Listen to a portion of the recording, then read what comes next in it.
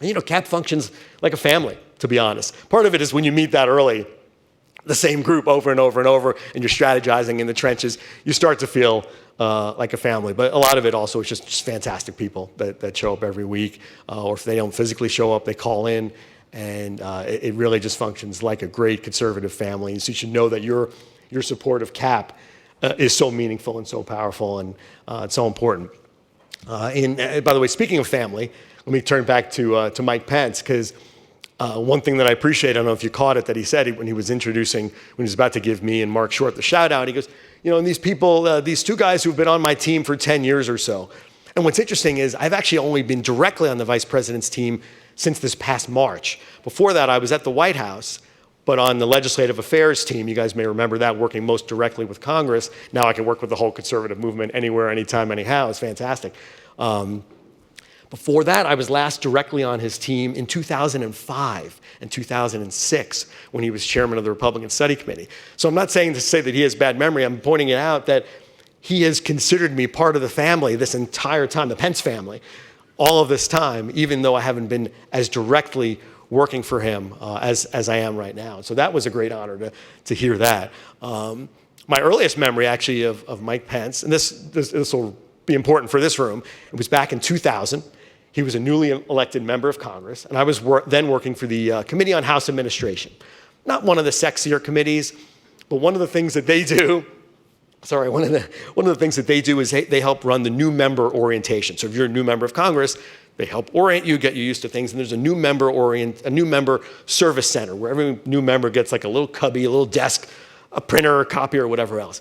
And I will never forget, because one of my jobs as a young staffer there was to help staff the new member service center. And you would see these new members-elect come in and out, and a staffer comes in and out, whatever. The only new member I never saw without his wife was Mike Pence. Mike and Karen Pence walked around together in this pair, in the service center, out of the service center, and it was so striking because no one else did that. And certainly in a town and in an industry where faithfulness to one's spouse isn't the highest value, shall we say.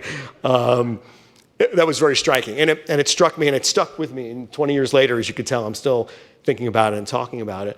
When he was RSC chairman in 2005, 2006, he was a fighter. Hopefully, many of you in this room were fighting right along with us. And hopefully you remember that.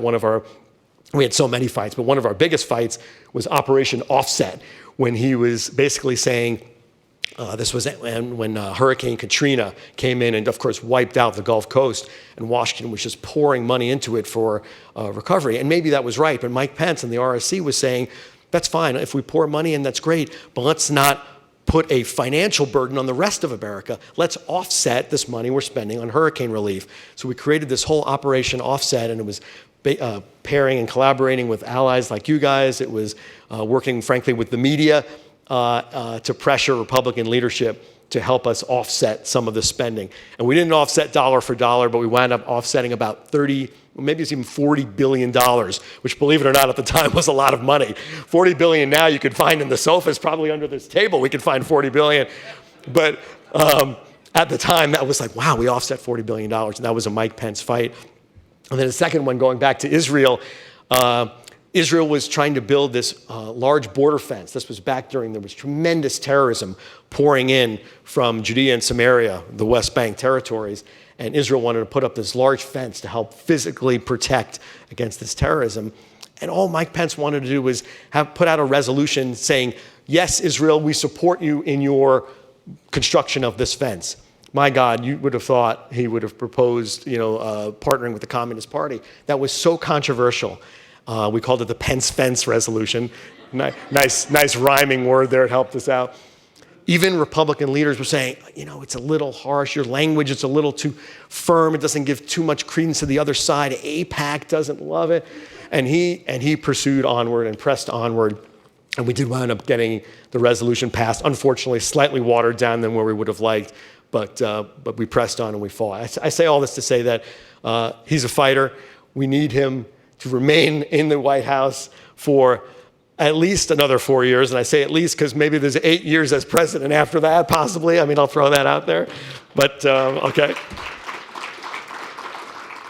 But all I would just say is thank you again for your support of him, your support of our president, your support of all of us in the White House. I would just encourage you, not that you need encouragement, but please fight hard, but be of good cheer, right? I'm always saying that. Keep smiling, that's okay. The other side hates when we smile. They know we're right.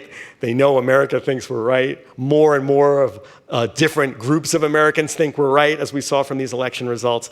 And just, be with me in agreeing that every day is a blessing. We have so much to be thankful for. And frankly, let's just win. Let's do it. Thanks so much. We'll see you.